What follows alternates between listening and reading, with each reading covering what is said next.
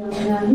ప్రత్యేకంగా ఈ కూడికను ఏర్పాటు చేసినటువంటి బ్రదర్స్ అండ్ సిస్టర్ గారికి ప్రత్యేక వందనాలు. వారి కుటుంబ సభ్యులు కూడా ప్రత్యేక వందనాలు. యాజ్ యూజువల్గా సంఘానికి కూడా ప్రత్యేక వందనాలు తెలియజేస్తున్నాను. ముఖ్యంగా నాకు ఈ అవకాశం కల్పించినటువంటి ఆ పరమ తండ్రి అయిన దేవునికి ఎల్లప్పుడూ కృతజ్ఞురాలని. వాక్యము ప్రయారిటీ ఇచ్చే కుటుంబాలలో ఈ సంఘంలో ఈ కుటుంబం చాలా ఆసక్తిగా ఉంటుంది. ఎంతగా అంటే నేను చెప్తూ ఉంటాను, వాక్యము రాసుకోండి అని గమనించినప్పుడు బ్రదర్ రాసుకునే విధానం చూసి ఆశ్చర్యం అనిపిస్తుంది. చాలామంది ఫార్మాలిటీగా సంఘానికి వస్తూ ఉంటారు. వాళ్ళలో మనిషి యొక్క అవసరాలను బట్టి వచ్చే వాళ్ళ సంఖ్య మనము చూస్తూ ఉన్నప్పుడు ఈ సంఘంలో వాక్యాన్ని బట్టి ఆసక్తిని పెంచుకున్న వారిని బట్టి ఆత్మ చాలా సంతోషిస్తూ ఉంటుంది.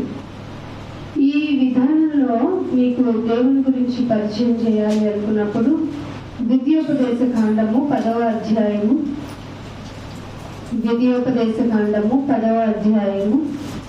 17వ వచనం చూడండి. నీ దేవుడైన యెహోవా ఎవరట? ఈ లోక దేవుడు కాదు. ఫస్ట్ మనం నమ్ముకున్న దేవుని గురించి మనకు ఒక క్లారిటీ లేకపోతే వన్ ఫైన్ డే మనకి ఏమనిపిస్తుందంటే, నేను నమ్ముతున్న దేవుడు అని ఒక క్వశ్చన్ మనకు అనిపిస్తుంది. సో మీరు జాగ్రత్తగా వినండి. మీరు నమ్ముకుంటున్న దేవుడు ఈ లోకంలో ఉన్న దేవుడు కాదు. మీరు జాగ్రత్తగా వింటారా? నేను చెప్తుంది దేవుని గురించి కదా. దేవుడు పరమ దేవుడు అంటే మనం టచ్ చేయలేని పరము. ఆ పరములో ఉన్న దేవుడిని నువ్వు సేవిస్తున్నావు. నీ దేవుడైన యెహోవా అంటే నేను మీకు ఆల్రెడీ చెప్పాను, ఉన్నవాడైన దేవుడు పరమ దేవుడును పరమ ప్రభువునై ఉన్నాడు. ఆయన మహాదేవుడు. ఏ దేవుడు? దేవుడు కాదు, మహాదేవుడు. అంటే ఎంత వైబ్రేషన్ ఇస్తే ఆయనకు వెయిటేజ్ పెరుగుతుంది. మానవ భాషలేమి సరిపోవు. ఫ్రాంక్గా చెప్తున్నాను, మన భాషలేమి సరిపోవు. మన యొక్క వ్యాకరణంతో కూడిన శ్లోకాలు సరిపోవు. మనము పూజించి భజించేద్దాము అని చెప్పుకునేంత తక్కువగా కూడా కాదు, అవును తక్కువే. మనం చెప్పే శ్లోకాలు, మనం చెప్పే మాటలు, మనం చెప్పే పద్యాలు కూడా ఆయనకి చాలా తక్కువ. అందుకే పరమదేవుడు, పైగా పరాక్రమవంతుడు. ఈ పరాక్రమవంతుడు కదా అని ఆయనకి ఏమన్నా ఆయుధాలు ఉంటాయనుకునేది అస్సలు ఉండవు ఆయన చేతులు. ఆయన మనకు పరిచయం అయిందే ప్రేమమయుడుగా. ప్రేమ అయి ఉన్నాడు. ప్రేమతో కాదు, ప్రేమలో కాదు, ప్రేమ అయి. డిఫరెన్స్ తెలుస్తుందా మీకు? అందుకే భాష ఇంపార్టెంట్ కాబట్టి దేవుడు భాషలు ఇచ్చి తారుమారు చేస్తాడు. నా గురించిన పేరు ప్రఖ్యాతులు మీకు మీ ద్వారా నాకు జరగాలి. అందుకే భూమి మీదకి మిమ్మల్ని తీసుకొని వచ్చాను. ఆ ప్రక్రియలో భాగంగానే మిమ్మల్ని ఎక్కడ తారుమారైపోయింది ప్రజలందరూ? బాబేలు గోపురం దగ్గర. ఏ విషయంలో వాళ్ళు బాగా అగ్రెసివ్ గా ఉన్నారు? మంచి పెద్ద కట్టడం కట్టేసుకున్నాం. ఆ కట్టడాన్ని కట్టుకొని భూమిని ఆకాశానికి ఇంకా అదే బ్యారియర్ అనుకుందాం, కట్టేద్దాం రండి అనుకున్నంతగా హ్యాపీగా ఫీల్ అవుతున్న టైంలో వితిన్ 1 day, మీరు బైబిల్ చదివారా? బాబేలు గోపురం యొక్క ఇన్సిడెంట్ లో వితిన్ 1 day ఆయన మొత్తం తారుమారు చేస్తారు. ఇందాక సిస్టర్ పాడారు కదా, ఏమైనా చేయగలరు. మీరు అనుకున్న పాజిటివ్ వేలోనే ఆయన ఉండరు, నెగిటివ్ వే కూడా చేయగల పరాక్రమవంతుడు. పైగా భయంకరుడైన దేవుడు. భయంకరుడు. ఎంత భయంకరుడు అంటే, చిన్న ఎగ్జాంపుల్, మన పక్కన ఎవరన్నా ఎదురన్నా, ఇప్పుడు మీకు చాలా మందికి బిగ్ బాస్లు తెలుసు. బిగ్ బాస్లు ఎన్ని కెమెరాలో ఒక మనిషిని అబ్జర్వ్ చేస్తూ ఉంటాయంట. కానీ దేవుడు నిన్ను ఎలా చూస్తున్నాడు? ఇంకో సిస్టర్ పాడాడు కదా, కూర్చున్నా లేచిన. నాకు చాలా ఇష్టం ఆ సాంగ్, ఎమోషన్ అయిపోతుంది.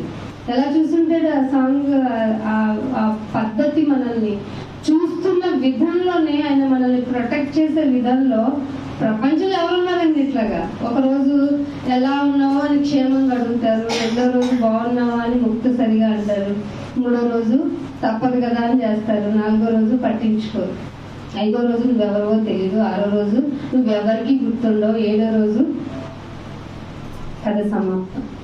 ఇలాంటి బంధాలు, బంధుత్వాలు కాదు. నీకు పరమ తండ్రి భయంకరుడైన దేవుడు పాజిటివ్ గాను చూస్తున్నాడు, నెగిటివ్ గాను చూస్తున్నాడు. కూర్చున్నావా, ఏ విధంగా కూర్చున్నావు, నుంచున్నావా, ఏ విధంగా నుంచున్నావు, లేస్తున్నావా, ఏ విధంగా లేస్తున్నావు, నీ ప్రిపరేషన్ ఆఫ్ ది డే ఎలా ఉంటుంది అని చూడగలిగిన వెరీ స్ట్రిక్ట్ గాడ్ ఎవరు అంటే మనం నమ్ముకున్న దేవుడు.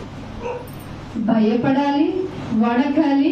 అంతకు మించి ఆయనకు మించిన ప్రేమ మయుడు లేడు కాబట్టి ఆయన రెక్కల కిందనే మనం బ్రతకాలి. అందుకే భయంకరుడైన దేవుడు ఆయన నరుల ముఖాన్ని చూడు. అని ముఖం మీద పెట్టి పాట పాడుకున్నా, ముఖం మీద పెట్టి ప్రార్థన చేసిన అస్సలు లక్ష్య పెట్టడంట. ఆయన నరుల ముఖమును లక్ష్య పెట్టని వాడు. ఆయనకి లంచానికి ఆయనకి అసలు ఖర్చుబిలిటీనే లేదు. మీరు నమ్ముకున్న దేవుడు ఎంత గొప్పవాడు అర్థమవుతుందా? మనం నమ్ముకోవాలి అంటే, ఒక దేవుణ్ణి, ఒక గుడికి వెళ్ళాలంటే ఏం చేయాలి? బాబు, మామూలుగా మన భారతదేశంలో పుట్టాం కాబట్టి బాబు దేవుడికి అభిషేకం చేయండి, లేదంటే ఏడు నామాలు అష్టోత్తరం చేయండి, లేదంటే సహస్రనామాలతో పూజ చేయండి, లేకపోతే ఎవరినో పురోహితుడి ద్వారానో, లేకపోతే సో పర్సన్ మీడియేటర్ ఉండాలి. ఒక దేవుడిని మనం కనెక్ట్ అవ్వాలి అంటే ఈ యొక్క భారతదేశంలో పుట్టిన మన ప్రకారం సో పర్సన్ ద్వారానే వెళ్ళాలి. కానీ మీరు నమ్ముకున్న దేవుడు ఉన్నారు చూసారా, మీరు డైరెక్ట్ గా తండ్రి అని పిలిస్తే చాలంట, పలుకుతారంట. ఎంత మంచి దేవుడు! ఆ మంచి దేవుడు నిన్ను ఎలా బతుకమన్నాడో తెలుసా?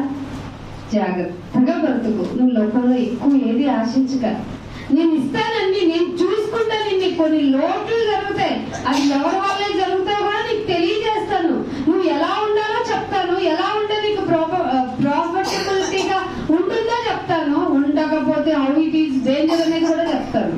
నేను అన్ని చెప్పి అడుగడుగున నిన్ను కాచుకుంటూ కాపాడుకుంటూ నీకు నువ్వు వెళ్ళాలంటే నీకు సెక్యూరిటీగా ఒక ఏంజల్నే ఇచ్చేస్తాను అని చెప్పాడు కదా దేవుడు.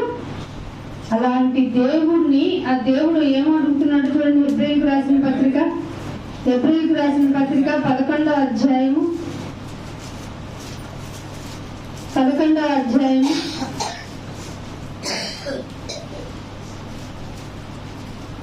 వచనం.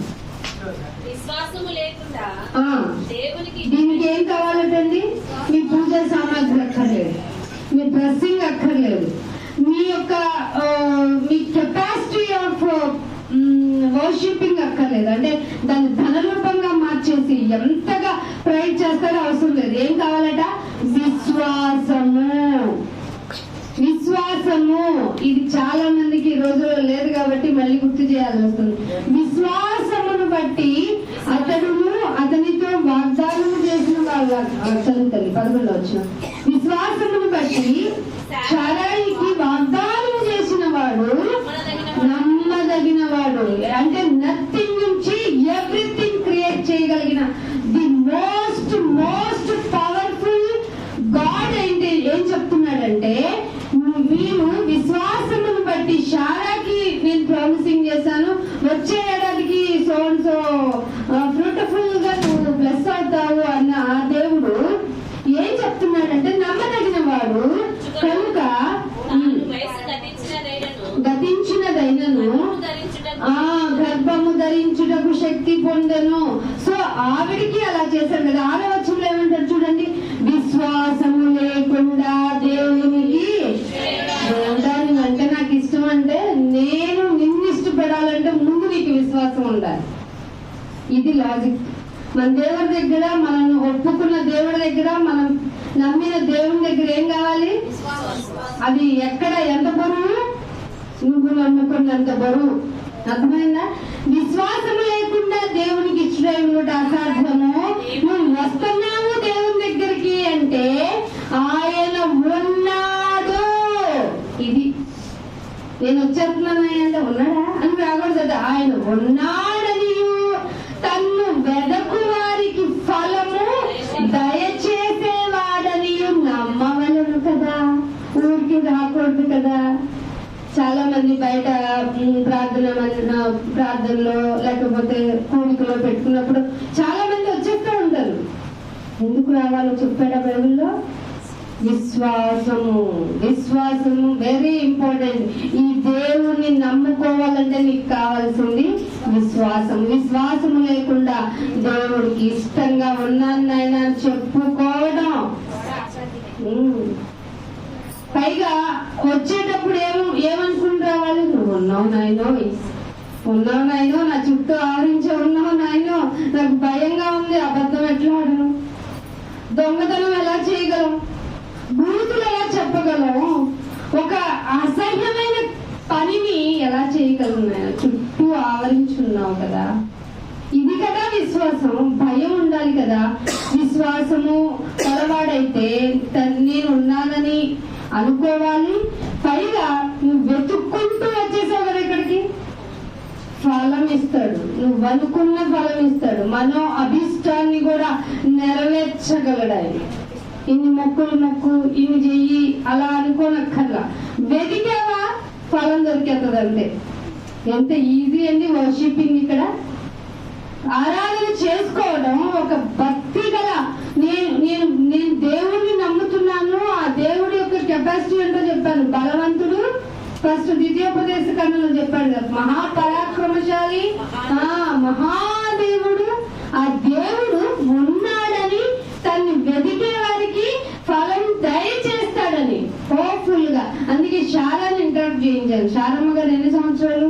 హోప్ లేదు, ఇంకా నథింగ్. అక్కడ నథింగ్ అవ్వాలి నువ్వు, నీకు ఎవ్రీథింగ్ ఆయన అవ్వాలి. నీకేమీ ఉండకూడదు, కానీ మొత్తం ఆయన అయి ఉండాలి. ఇది కదా విశ్వాసం అంటే. అన్ని ఉండి నాకు ఆశీర్వదించావయ్యా అంటే నథింగ్, అదేం కాదు.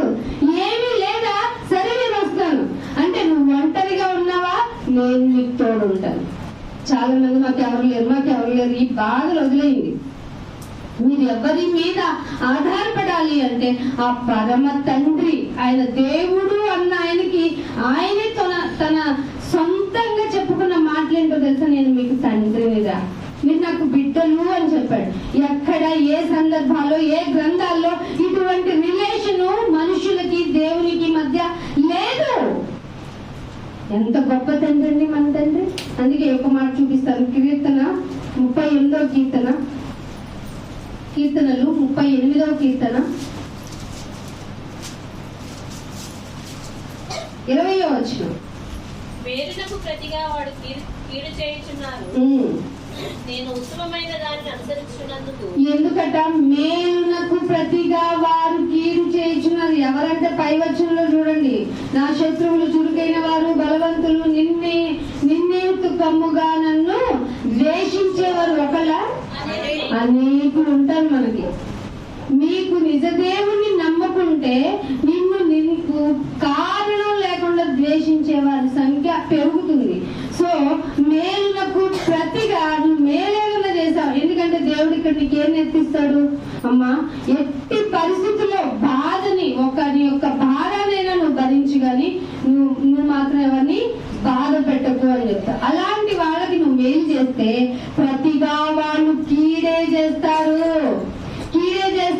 ఎందుకు నాయన కీడు చేస్తారు అంటే, నేను ఉత్తమమైన దానిని.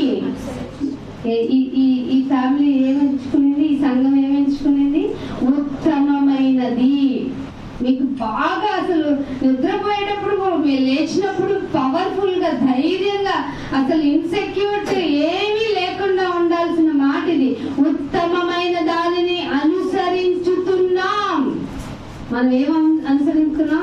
లోకంలో ఉన్న మార్గాన్ని ఏం అనుసరించటంలా ఉత్తమమైన దానిని అనుసరించుచున్నందుకు చాలా మంది నీకు శత్రువులు అవుతారు. క్రైస్తవ్యం గురించి మీకు వెరీ వెరీ ఇంపార్టెంట్ థింగ్స్ తెలియాలి. ఏంటినైనా నేను నమ్ముకుంటే చాలా మంది నన్ను విభేదించే వారి సంఖ్య పెరుగుతుందంటే ఇలాగే ఉండు అని బైబిల్ చెప్పింది. ఇలా ఉండమని చెప్పిన బైబిల్ నువ్వున్నావు కదా, ఇలాగే ఏది చెప్పు మళ్ళీ అని చెప్తారు బైబిల్. ఫర్ ఎగ్జాంపుల్, నువ్వు ఏ విషయంలోనైనా అబద్ధం ఆడరాదు అని చెప్పింది అనుకోండి, నువ్వు ఆడవు, అబద్ధం ఆడవు. పైగా ఏ విషయంలోనైనా పొరుగు వారిని ఆశించకు అని చెప్పింది అనుకో, నువ్వు ఆశించవు. సేమ్ తీసుకెళ్ళి ఇంకొక పర్సన్ కి, లోకంలో ఉన్న వ్యక్తికి చెప్తావు. ఏమంటారు వాళ్ళు? చాలమ్మా, దొరుకుతాయి ఇవన్నీ. బైబిల్లో చాలా రాయించారు, అవన్నీ అవుతాయా? అవ్వటానికే రాయించాడు, అవ్వటానికే. మేలులకు ప్రతిగా వారు కీడు చేస్తున్నారు. యూ డోంట్ వరీ, నువ్వు ఫాలో అవుతుంది వెరీ వెరీ హై లెవెల్లో ఉన్నది. ఉత్తమమైన దానిని నువ్వు అనుసరించుచున్నందుకు చాలా మంది నిన్ను నిర్ణేతకంగా వాళ్ళు నిన్ను ద్వేషిస్తారు అని చెప్తుంది. అదే కీర్తన 29వ కీర్తన చూడండి. 29వ కీర్తన 11వ వచనం. 29వ కీర్తన 11. తన ప్రజలకు, నాయనా నిన్ను నమ్ముకున్నాం కదా, కేవలం విశ్వాసం ఉంటే చాలన్నావు కదా, వెతుకు వారికి ఫలం దయచేస్తానన్నావు కదా. అలాంటి వారికి ఏంటి నాయనా అంటే, విశ్వాసముగా నన్ను నమ్ముకున్న వాళ్ళకి బలమును అనుగ్రహిస్తాను. ఏమిస్తాను? చాలా. ఏ బలం? పుస్తక బలం కాదు, ప్రతి విషయాన్ని సామర్థ్యంగా ఎదుర్కొనే శక్తిని, బలమును అనుగ్రహిస్తాను. తన ప్రజలకు సమాధానము కలుగజేసి ఆశీర్వదిస్తాను. ఇది ఎవరి చేతిలో అవుతుంది? ఏ మనిషి వల్ల అవుతుందా? అస్సలు అవ్వదు. సో మీరు చూడండి, ఇండివిజువల్ గా ఇది ఒకరికి చేస్తాడా? ఎవరైతే విశ్వాసం ఉంచుకుంటారో, ఎవరైతే ఆయన మీద డిపెండ్ అవుతారో, ఆయననే నమ్ముకొని భవిష్యత్తుని ముందుకు సాగిస్తారో వాళ్ళందరికీ బలమును అనుగ్రహిస్తాడు. ఇన్ఫాక్ట్ సమాధానాన్ని కూడా కలగజేసేది ఆయన. చాలా మందికి ప్రపంచంలో యుద్ధాలు ఎందుకు అవుతున్నాయి? సమాధానం లేకపోతే. సమాధానం ఇంట్లోనే లేకపోతే ఎంత ప్రాబ్లమాటిక్ గా ఉంటుంది లైఫ్. అందుకనే దేవుడు ఏమంటున్నాడు? ప్రజలకు నేను సమాధానాన్ని కూడా కలగజేస్తాను అంటున్నాడు. సామెతల గ్రంథము 3వ అధ్యాయము. అందుకే ఏం చెప్తున్నాడు చూడండి, సామెతల గ్రంథము 3వ అధ్యాయము 5వ వచనం. మీకు అందరికీ తెలుసు కదా, కానీ మనం ఎప్పుడు వాడేది మన సొంత బుద్ధి. ఏం చెప్పాడు బైబిల్? స్వబుద్ధిని ఆధారం చేసుకొనక నీ పూర్ణ హృదయం, ఇంట్లో సగం, వీధిలో సగం, పనిచేసే చోట సగం, ఇలా అక్కడక్కడ వదిలేసి వస్తాం. చుట్టాల దగ్గర సగం, పిల్లల దగ్గర సగం. ఇక ఎక్కడ ఎంత ఉందయ్యా అంటే జస్ట్ టప్పెట్లు కొట్టడానికి ఉందయ్యా కొంచెం హృదయం, చిన్న ప్రార్థన చేయడానికి ఉందయ్యా, మొత్తం ఇవ్వలేనయ్యా అంటే కుదరదట. నీ సొంత బుద్ధిని ఆధారం చేసుకొనక పూర్ణ హృదయంతో ఆయన మీద నమ్మిక ఉంచు. ఆయన మీద నమ్మకం ఉంచాలి, పూర్ణ హృదయంతో ఉంచాలి. అప్పుడు నీ ప్రవర్తన అంతటిని అంటే, కొంచెం ఇవాళ గుడికి రాలేనన్నా, మా బంధువులు ఇంట్లో పెళ్లి, వాళ్ళ జీవితాంతం చెప్తూనే ఉంటారన్నా. మరి దేవుడు చెప్పడా? దేవుడు ఊరుకుంటాడా? అంటే నువ్వు చెప్పలేదన్నమాట నీ జనులకి, నీకన్నా నాకు నా దేవుడే ఇంపార్టెంట్, నీకన్నా నాకు నా దేవునికే ప్రాముఖ్యతను ఇస్తానని ఎప్పుడు నీ బంధువులకు చెప్పలేదా? అందుకే వాళ్ళు ఆదివారం ఫిక్స్ చేస్తుంటారు. చాలా మంది స్కిప్ చేయడంలో, సండేస్ లో మనకంటే ఎవరు గొప్పవాళ్ళు ఉండరు. అందుకే అంటున్నాడు, నీ ప్రవర్తన అంతటిని ఆయన అధికారానికి నాయన నీ చిత్తం నీకు ఇష్టమైతేనే నన్ను దాటనీకు నాయన, నీ బౌండరీ దాటని మాకు, అది దాటానంటే నేను చచ్చిపోతాను నాయన. సో నా ప్రవర్తన అంతటిని నీ అధికారానికి ఒప్పుకుంటున్నాను. అప్పుడేమవుతుంది అంటే స్ట్రైట్ అయిపోద్దంట, సరళం అయిపోద్దంట. చాలా మంది మాకేంటో అన్నా, ఎవరు ఈరోజు నిన్న మొన్న ఆఫీస్ ఈ రోజంతా నాకు గందరగోళంగా ఉంది, ఈ రోజంతా నాకు చాలా అసలు ఎంతో ప్రాబ్లమాటిక్ గా ఉంది అంటున్నాను. ఎందుకని? నీ స్వబుద్ధిని ఆధారం చేసుకున్నావు, నీ ప్రవర్తన అంతటిని నీకే ఇచ్చుకొని నీ ఇష్టమైనట్టు ప్రవర్తిస్తే నీ జీవితం గందరగోళం కదా, ఖచ్చితంగా ఇది ఇస్తుంది. అందుకే దేవుడు ఇక్కడ హింసరాయించాడు, నీ సొంత బుద్ధితో వచ్చి ఇక్కడ వర్షిపింగ్ చేయొద్దు, నేనేం చెప్పానో దాని ప్రకారంగా ప్రవర్తించు అని చెప్తున్నాడు. అందుకే నేను ఇంకొక మాట చూపిస్తాను. ఇదే సామెతల గ్రంథం 3వ అధ్యాయం 3వ వచనం చూడండి. 3వ వచనం. ఏమేమి ఉండాలి నాయన? నా ప్రవర్తన బాగుండాలంటే దయను సత్యము. ప్రతి విషయంలో ప్రతి మనిషి మీద నువ్వు దయ పెట్టుకునే ఉండాలి.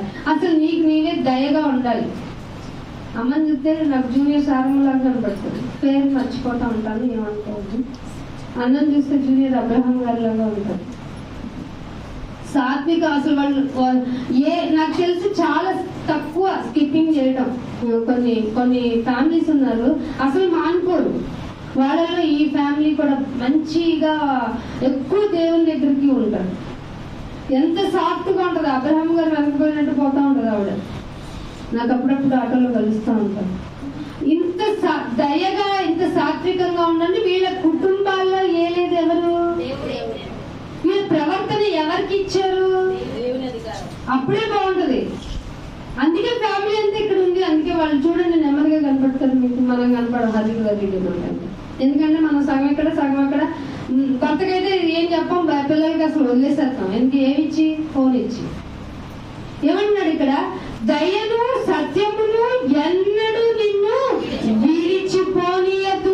నాయనా, సత్యం అనగా మీరు అనుకుంటున్నది కాదు. సత్యం అనగా వాక్యమే. ఆ వాక్యము ఎప్పుడు నిన్ను విడిచి పెట్టనీయకుండా కంఠభూషణంగా పెట్టుకోండి. అంటే నెక్లెస్లు తయారు చేసుకున్నాం మనం, ఆర్నమెంటల్ పెట్టుకోవడానికి తయారు. ఏం పెట్టుకోవాలి కంఠభూషణంగా? వాక్యమును కంఠభూషణముగా ధరించుకో. నీ హృదయం అనే పలక మీద రాసుకోవాలద్దా? ముందు హృదయంలోకి వెళ్ళాలంటే బుక్ మీదకి వెళ్ళాలి కదా. రాసుకోవడం నేను ఈజీగా చెప్తున్నాను అనుకుంటున్నారా? అందుకే ఈ మాటకి సపోర్టివ్ గా ఇర్మియా గ్రంథము 30వ అధ్యాయము 3వ వచనం. రాబో దినములలో నేను ఇశ్రాయేల్ వారిని, యూదా వారిని నా ప్రజల నుంచి విడిపించేస్తాను. ఇవన్నీ హిస్టరీ కదా. వారి పితరులకు నేను ఇచ్చిన దేశంలో వారు స్వాధీనపరుచుకున్నట్లుగా వారిని తిరిగి రప్పించేదను యెహోవా సెలవిస్తున్నాడు కదా. ఇవన్నీ అండర్లైన్ చేసుకోండి. కావున నేను నీతో చెప్పే మాటలన్నిటినీ పుస్తకంలో వ్రాసుకొని ఉంచుకో. రాసుకోవాలా లేదా? ఎవరు చెప్తారు ఈ మాట? సాక్షాత్తు ఆయన వాక్యది. చదువు అక్షర జ్ఞానం నీకు ఇచ్చాడు అంటే కంపల్సరిగా నువ్వు రాసుకోవాలి. ఎందుకంటే ఈ రోజు ఈ విధంగా ఈ యాంగిల్లో చెప్పబడిన వాక్యం ఇంకొక రోజు చెప్పబడదు. ఆత్మ కలిగిన వాళ్ళు ఈ పదే అదే వేలో వెళ్ళరు. ఆత్మ ప్రబోధించింది నీకు చెప్తున్నప్పుడు ఆ యాంగిల్లో ఆ సబ్జెక్ట్ లో చెప్పబడినప్పుడు నిన్ను ఆకట్టుకుంటది. అందుకు నువ్వేం చేయాలి? రాసుకోవాలి. ఇవన్నీ కావున నేను నీతో చెప్పిన మాటలన్నీ పుస్తకములో వ్రాయించుకొనుము. ప్రకటన గ్రంథము 21వ అధ్యాయము 5వ వచనం. అప్పుడు సింహాసనాసీనుడైనవాడు ఇదిగో సమస్తమును నూతనమైనవిగా చేయుచున్నానని చెప్పాను. మరియు ఈ మాటలు నమ్మకమైనవి, వెరీ ట్రూ కనుక వీటిని ఏం చేస్తావు? రాసుకోమన్నాడా లేదా? ఎందుకని రాసుకోవాలి? నమ్మకమైనవి, సత్యమైనవి, నిజమైనవి కాబట్టి కంపల్సరీగా నువ్వు రాసుకోవాల్సిందే. రాసుకోమన్నాడు కదా అని నువ్వు రాసుకోమన్నది కూడా ఆజ్ఞ కదా. ఆజ్ఞ అయిన దానిని ఆజ్ఞ ప్రకారం పాటించకపోతే దేవుడు నిన్ను ఎక్కడ తీసుకెళ్తాడు? ధర్మశాస్త్రంలో 100 ఆజ్ఞలు ఉన్నాయనుకోండి, ఫర్ ఎగ్జాంపుల్ 99 పాటించేసావు, ఒక్క ఆజ్ఞ పాటించలేదు, ఏం చేస్తాడు? ఎక్కడికి వెళ్ళిపోతాం? మనం పాపంలోకి వెళ్ళిపోతాం. అందుకనే ఇక్కడ కృత నిబంధనకు వచ్చిన తర్వాత 300 పైన ఆజ్ఞలు ఉన్నాయి. వాటిలో ఇది కూడా ఒక ఆజ్ఞే. రాసుకోమంటున్నాడు, రాసుకోవాలి. పైగా ద్వితీయోపదేశ కాండం, the major part of the writing కి నేను ఒక మాట చెప్పి ముందుకెళ్తాను. ద్వితీయోపదేశ కాండం 17వ అధ్యాయము 18వ వచనం. ద్వితీయోపదేశ కాండం 17వ అధ్యాయము. రాజైనా గాని మేమెందుకు రాసుకోవడం అని అనుకోకూడదట. మనం కూడా రాజుకు చెప్పిన ఆజ్ఞంతో చూడండి. రాజ సింహాసనమందు ఆసీనుడైన తర్వాత యాజకుల చేతిలో స్వాధీనమై ఉన్న ధర్మశాస్త్రాన్ని అంటే మీకు మొత్తం మళ్ళీ టైం వేస్ట్ అని చెప్తున్నాను. స్వాధీనంలో ఉన్న గ్రంథాన్ని చూసి ఆ ధర్మశాస్త్రమును ప్రతిగా, అందుకే రెఫరెన్స్ బైబిల్లో ఉందిగా అండర్లైన్ చేసేద్దాం అనుకోండి. పవిత్రంగా చూడండి, రెడ్ లైన్, ఇంక్ లైన్, అక్కడ రిఫరెన్స్, ఇక్కడ రిఫరెన్స్, ఇక్కడెక్కడ గీకెక్కండి. మీరు ఒక బుక్ పెట్టుకోండి రాసుకోవడానికి. బాగా చూస్తానండి, ఆయన బాగా రాసుకుంటూ ఉంటారు. అందుకనే ఏమంటున్నాడు, మీకు ఆ ధర్మశాస్త్రమునకు ఒక ప్రతిని తన కొరకు రాసుకొనవలెను. మరి అది ఎవరి దగ్గర ఉండాలి? రాసుకున్నది ఎవరి దగ్గర ఉండాలి? రాజు దగ్గరే ఉండాలి. రాజు దగ్గర ఉండి ఏం చేస్తాడు? రాజు తన బిడ్డలు దీర్ఘాయుష్మంతులు అవ్వాలి అంటే కింద చదవండి, లాస్ట్ లో ఈ ధర్మశాస్త్ర వాక్యములన్నిటినీ, కట్టడలన్నిటినీ అనుసరించి నడవ నేర్చుకొనుటకు రాసుకోవాలి. అనుసరించి నడవ నేర్చుకున్నటకు తన బ్రతుకు దినములన్నీ ఈ ఆ గ్రంథం, ఏ గ్రంథము ప్రతిగా రాసుకున్నాడు చూసారా, ఆ గ్రంథములో చదువుచూ ఉండవలెను. జీవితకాలం అంతా చదువుకుంటూ ఉంటాం. మీరు బైబిలే తెచ్చుకోరు, మళ్ళీ నోట్బుక్ ఎక్కడ తెచ్చుకుంటారు? చూసారా ఎంత బాగా మీ స్వబుద్ధిని ఆధారం చేసుకోకుండా ఉండాలంటే హృదయం అనే పలక మీద వ్రాసుకోమని ఆయన ఎక్కడి నుంచి ఎక్కడికి లింక్ చేశారు. ది బెస్ట్ మాస్టర్ అండి దేవుడు, మంచి ఉపాధ్యాయుడు. అందుకే ఇలాంటి ఏ యాంగిల్లో బిడ్డలకి బాగా అర్థం అవుతుందో అన్ని చెప్పించగల సమర్థుడు, ఎందుకంటే ఆయన క్రియేటర్ కదా. అందుకే నేను ఒక మాట చూపిస్తాను. సామెతల గ్రంథము 4వ అధ్యాయము, సామెతల గ్రంథము 4వ అధ్యాయము 10వ వచనం చూడండి. 4వ అధ్యాయం 10వ వచనం. నీవు ఆలకించాలి. ఫస్ట్ వాట్ ఈజ్, నేను ఏం వింటున్నాను, నాకు వినపడుతుంది ఏంటి, ఏదో పొలమని వీళ్ళు ఏమైనా చెప్పుకెళ్తున్నారా, ఇది బైబిల్లో ఉందా లేదా? సో నువ్వు అది గమనించాలి. నా మాటను ఆలకించి నా మాటలు అంగీకరించాలి. ఉత్తునే మమ అనొద్దు, నువ్వు అస్సలు అనొద్దు. నేను చెప్పిన దానికి నువ్వు తలొప్పొద్దు. ఇక్కడ రాయబడిన మాటలను నువ్వు ఫస్ట్ ఆలకించు.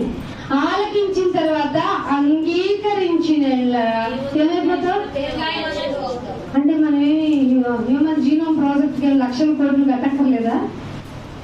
అవసరం లేదు. అంటే జీనోమ్ ప్రాజెక్ట్ అంటే మనిషి ఇన్ని వందల సంవత్సరాలు బ్రతుకుతాడు అన్నదానికి రీసెర్చ్ జరుగుతుంది, ఫెయిల్ అయిపోయింది.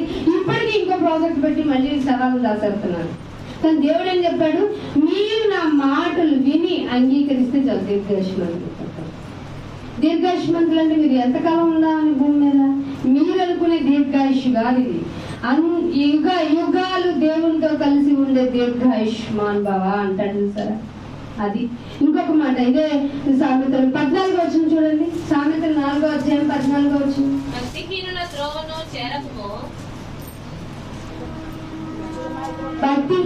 త్రోవను చేరకుము. ఏం చేయాలంటే ఈ మాటలు విని అంగీకరించి ఆలకించిన వాళ్ళు ఏం చేయాలి? భక్తిహీనుల త్రోవలోనికి వెళ్ళకూడదు. వెళ్ళొచ్చా? వెళ్ళకూడదు. దుష్టుల మార్గంలో ఇవన్నీ మీకు ఈని ఏమైపోయిందంటే ఏమందులో తీసేసి ఆమె చెప్పేసుకుని వెళ్ళిపోదాం అనుకున్నారు. ఇవే రేపు మిమ్మల్ని పట్టి మిమ్మల్ని నుంచోబెట్టి దేవుడు మిమ్మల్ని అడిగే క్వశ్చన్. నేను చెప్పాను కదా, నేను ఎలా ఉండమన్నానో చెప్పాను కదా. అందుకే దాని యందు ప్రవేశింపక తప్పించుకొని, భక్తిహీనత యందు ప్రవేశింపక తప్పించుకొని తిరగండి, దాని నుండి తొలగిపోండి. అట్టివారు ఎవరు? భక్తిహీనులు ఏం చేస్తారు తెలుసా? కీడు చేయందే నిద్రపోరు.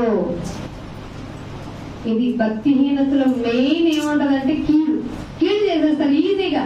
ఎంతకంటే నిద్రపోరు వాళ్ళు కీడు చేసేదాకా. కీడు చేయనిదే నిద్రపోరు, ఎదుట వారిని పడదోయిందే వారికి నిద్ర రాదు. మరి భక్తిహీనత ఎంత ప్రమాదం. నువ్వు భక్తి సాధిస్తాను, భక్తిలో ఉంటాను అంటే దేవుడు నిన్ను నీ సొంత ప్రవర్తనతో, నీ సొంత అధికారంతో, సొంత బుద్ధితో నన్ను ప్రార్థన చేయకు. నన్ను ప్రార్థించాలంటే విలాపవాక్యాలు 2వ అధ్యాయము, విలాపవాక్యాలు 2వ అధ్యాయము 18వ వచనం, 2వ అధ్యాయము 18వ వచనం. జనులు హృదయపూర్వకముగా యెహోవాకు మొరపెట్టుదురు. ఏం చేయాలట? హృదయపూర్వకంగా మొరపెట్టాలంట. 19వ వచనం ఏమంటున్నాడు చూడు. ఎప్పుడు మొరపెట్టను ఆయన అంటే రేయి మొదటి జామున. ఎవరైనా ఉన్నారు లేచారు రేయి మొదటి జామున? ఒక్కళ్ళేనా? రేయి మొదటి జామున మొరపెట్టుము, నీరు కుమ్మరించున్నట్లుగా ప్రభు సన్నిధిలో. హృదయమును కుమ్మరించు. ఎవరి గురించి కుమ్మరించాలి? ఈ పసిపిల్లల ప్రాణము కొరకు. భవిష్యత్తు అస్సలు బాగోదు, మీకు ముందే చెప్తున్నాను, అస్సలు బాగోదు. మేము బ్రతికిన చచ్చిపోయిన భవిష్యత్తు ముందు ముందు చాలా ప్రాబ్లమాటిక్ గా ఉంటుంది. కాబట్టి దేవుడు ఏం చెప్తున్నాడంటే నీ హృదయమును కుమ్మరించుము, నీ పసిపిల్లల ప్రాణము కొరకు నీ చేతులు ఆయన తట్టు ఎత్తి రేయి మొదటి జామున ప్రార్థన చేయాలి. ఆయన చేయాల్సిందే. ఆయన గురించి నువ్వు హృదయపూర్వకంగా మొరపెట్టుకోవాల్సిందే. నీ ప్రార్థనే ఆయన నిన్ను నీ కుటుంబాన్ని కాపాడతాడు. లాస్ట్ ఒక మాట చూసి ముగించేస్తాను చూడండి. 1వ దశలోనికి రాసిన పత్రిక 5వ అధ్యాయం, 1వ దశలోనికి రాసిన పత్రిక 5వ అధ్యాయం 18వ వచనం. ప్రతి విషయంలో మంచిదా చెడుదా ఏదైనా సరే, యోబు గ్రంథంలో 1వ అధ్యాయం 1వ వచనం అంటాడు యెహోవా ఇచ్చెను, అందుకే ఆయనకే చెల్లించడా లేదా? మనకి బాగా అలవాటు ఏంటంటే మేలు జరిగితేనే మనం చేస్తాం. ఒకవేళ మనకి సంబంధించింది మనం అనుకునేది కీడు జరిగినా ఆయనకి మనం కృతజ్ఞులుగా ఉండాలి. ఎందుకంటే నీకు కీడైంది, భవిష్యత్తులో నీకు అదే మేలు అవ్వచ్చు. ఎందుకంటే నీకు భవిష్యత్తు తెలియదు కదా. సో ఏమంటున్నాడు? ప్రతి విషయంలో కృతజ్ఞతాస్తుతులు చెల్లించండి, ఇలాగ చేయటం క్రీస్తునందు మీ విషయంలో ఆయనకి ఇష్టం. చిత్తం అంటే ఇష్టం, చేస్తున్నాం ఆయనకి ఇష్టమైన పనులు.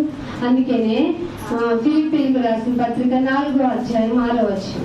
లాస్ట్ రిఫరెన్స్ ఇది క్లోజ్ చేస్తున్నాను. ఫిలిప్పీయులకు రాసిన పత్రిక 4వ అధ్యాయము. దేనిని గురించి చింతింపకూడదు. మీకు భరోసా కింద చెప్పాను కదా దేవుడి గురించి. ఆయనకి అసాధ్యమైనది ఏమీ లేదని తెలిసి కూడా చింతపడే ప్రభుత్వం మనం. సో దేవుడు ఏమంటున్నాడంటే 4వ అధ్యాయం 6వ వచనంలో దేవుని గురించి చింత వద్దు. నిన్ను చింత పడేలాగా చేస్తుంది అంటే ఏ విషయమైనా దానికి ప్రలోభం పడేలాగా సాతాను నీ పక్కనే ఉండి చూసావా నీకు ఎంత బాధ, చూసావా నీకు ఎంత వేదన, చూసావా నువ్వు ఎవరిలాగా లేవు, చూసావా నువ్వు ఎంత పూలో, నువ్వెంత నీకు అన్ని ఉన్నా ఏం చేయలేకపోతున్నావు, చూసావా. ఇలాంటివన్నీ నీకు ఆలోచన నెగిటివ్ మైండ్ కలగజేసేది. ద నెగిటివ్ ఎనర్జీ ఎవరంటే సాటన్. ద పాజిటివ్ ఎనర్జీ అంటే ఎవరంటే దేవుడు. అందుకని ఏమంటున్నాడు? దేని గురించి చింతపడకండి, కానీ ప్రతి విషయము ప్రార్థన ఉండాలి, విజ్ఞాపన ఉండాలి. ప్రార్థన ఉండాలి, విజ్ఞాపన ఉండాలి. ఈ ప్రార్థనలో నీకు పాజిటివ్ అయినా నెగిటివ్ అయినా కృతజ్ఞతాపూర్వకముగా విన్నపము దేవునికి వెళ్ళిపోవాలి. Thank you for everything. నేనేం తీసుకున్నాను, నాకేం కలిగినా నువ్వు ఇచ్చింది, నువ్వు చేసింది, నీకే థ్యాంక్స్ నాయనా అని చెప్పాలట. మనం చెప్పాలంట. అప్పుడైతే ఏమవుతుందో తెలుసా? సమస్త జ్ఞానమునకు మించింది. ఏమిటది? సమస్త జ్ఞానముకు మించిన దేవుని సమాధానం నీ హృదయానికి నీ హృదయంలో కనుక సమాధానం లేకపోతే ముందు నువ్వు నెమ్మదిగా ఉండలేవు. నీ హృదయంలో కనుక నెమ్మది లేకపోతే చుట్టూ వాళ్ళని నెమ్మదిగా ఉండనివ్వు. చుట్టూ ఉన్న వాళ్ళని నెమ్మదిగా ఉండనివంటే నువ్వు నీలో భక్తిహీనత పెరిగిపోయిందని అర్థం. ఆ భక్తిహీనత కలిగిన వాళ్ళు ఏం చేస్తారు?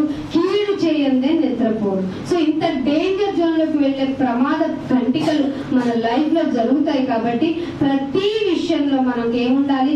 సమస్త జ్ఞానముకు మించిన దేవుని సమాధానము క్రీస్తు వలన మీ హృదయాలలో తలంపులకు కూడా, తలుస్తున్నాం కదా, ప్రతిదీ నెగిటివ్ గా తలుస్తూ ఉంటాం కదా, తలంపులకు కూడా కావలిగా ఉంచుకోండి.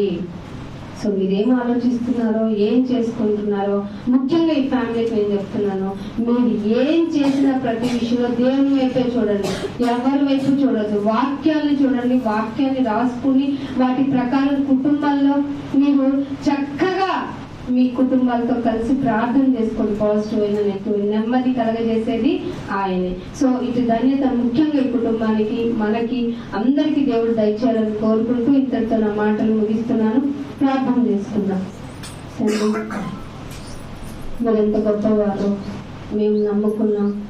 మీరు ఏం కోరుకుంటున్నారో మీ బిడ్డలకు కొన్ని మాటలు చెప్పాను. మాకు ఇష్టమైనట్టుగా ప్రవర్తించడం, మా సొంత బుద్ధితో మాట్లాడుకోవటం, నెమ్మది లేకుండా ఉండటం, దుష్టుడు కల్పించే ఈ యొక్క అన్ని విషయాల నుండి మమ్మల్ని తప్పించింది. మీరే తోడుగా ఉంటారని మీకు మాత్రమే మేము నాయన నమ్మకంగా కలిగి విశ్వాసంతో నాయన ముందుకు వెళ్తామని అనుకుంటున్నాం. అలాగే నడిపిస్తారు కనుక ప్రతి విషయాల్లో మీరు మమ్మల్ని నడిపించండి. ముఖ్యంగా ఈ కుటుంబాన్ని జ్ఞాపకం చేసుకోండి. రక్త సంబంధాలను కూడా నాయన ఇక్కడికి తీసుకొని వచ్చారు. వారందరినీ దీవించండి నైనా. వారి యొక్క పనిపాటల్లోనూ మనుషులైనా అన్ని విషయాల్లో మీరే తోడైనారు.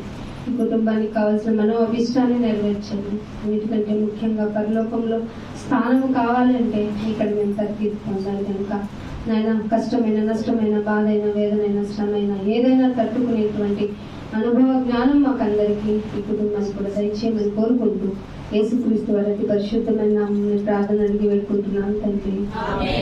Thank you all of you. God bless you.